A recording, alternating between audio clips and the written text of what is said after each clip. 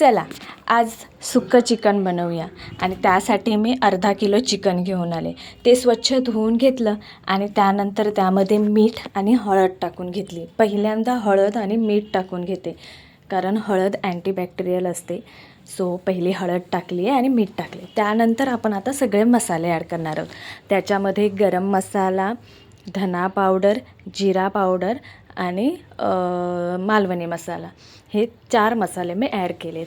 त्यानंतर लिंबू टाकून हे चांगलं व्यवस्थित मिक्स करून घेतले आणि आलं लसूण पेस्ट टाकून घेतले आणि परत एकदा मिक्स करून घेतले.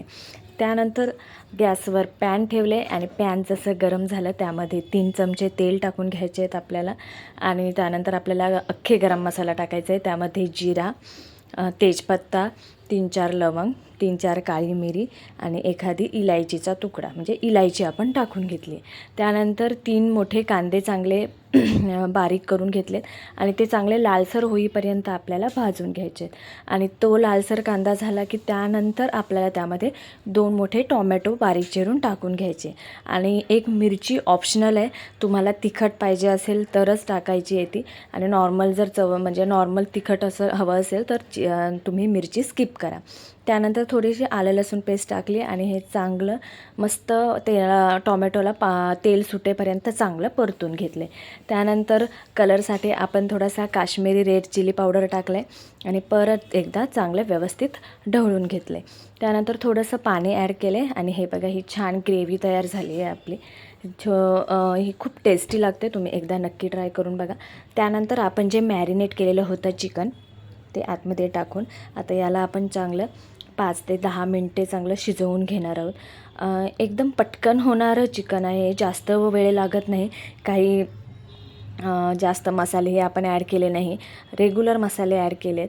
हे बघा हे आपलं इतकं अप्रतिम टेस्ट लागते.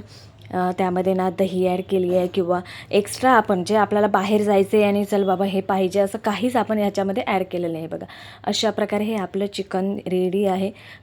भाकरीसोबत, चपातीसोबत खूप अप्रतिम चव लागते. एकदा नक्की ट्राय करून बघा, कसं झालं आहे ते सांगा. सबस्क्राईब करायला विसरू नका आणि बेल आयकॉनवर क्लिक करा. थँक्यू. हे बघा हे आपलं चिकन शिजलं आहे ते समजतं आहे आता. हे बघा हे एका प्लेटमध्ये काढून आपल्या मुलांना सर्व करा भाकरीसोबत किंवा चपातीसोबत.